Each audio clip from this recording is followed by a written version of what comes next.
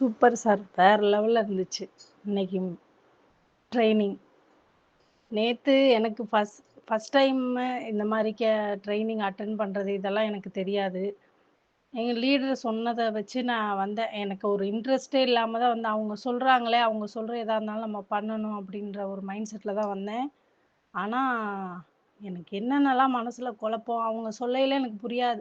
நீ இதே தான் மைண்ட் செட். அடுத்தவங்கள போய் நம்ம பிரெயின் வாஷ் பண்ணி, அவங்க திரும்ப நம்மளையே திரும்ப அது பிரெயின் வாஷ் பண்ணிருவாங்க. அடுத்தவங்கட்ட போய் பேச முடியாது அப்படின்னு சொல்லையில, எங்க லீடர் அதே தான் திரும்ப திரும்ப சொல்லுவாங்க.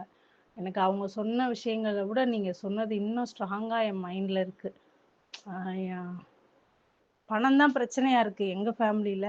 அத வச்சு சரி ஆளு இப்ப நான் அந்த அத எடுத்துக்கிறேன். நான் அத யூஸ் பண்றேன் 1 இயரா எனக்கு நல்லா இருக்குங்கிறது ஒரு பக்கம் இருந்தாலும், அடுத்தவங்கள சேர்த்து விட்டா நமக்கு இன்கம் வரும்.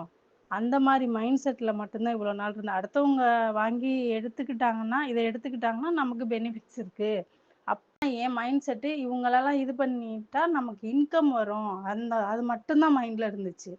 இப்பதான் அது வந்து நம்ம பண்ற ஒரு ஹெல்ப் அவங்களுக்கு. அதனால அவங்களும் நல்லா இருப்பாங்க, நம்மளும் நல்லா இருப்பாங்கன்ற மைண்ட் செட்டே இன்னைக்கு தான் எனக்கு செட் ஆயிருக்கு. ரொம்ப ரொம்ப தேங்க்ஸ் சார். எனக்கு வந்து ஃப்ரெண்ட்ஸு இங்க ரிலேட்டிவ் இந்த மாரி யாருமே சப்போர்ட் பண்ணதில்ல. இந்த மாரிக்கு டீட்டெயிலா பேசினது, புரிய வச்சதும் இல்ல. எங்க லீடருக்கு அப்புறம் நீங்க ரொம்ப பெஸ்ட்டா எனக்கு ஒரு ஃப்ரெண்ட் மாரி ஒரு 2 டேஸ்ல ரொம்ப கனெக்ட் ஆயிடுச்சு. நீங்க பேசுறது எல்லாமே என் மனசுல உள்ள எல்லாமே இப்ப இந்த டெமோ நடக்கையில எல்லாமே எனக்கு சொந்தமா நான் என்னென்ன ஃபேஸ் பண்ணிட்டு இருக்கேனோ, சம்பாரிக்கணுன்ற ஆசை இருக்கு.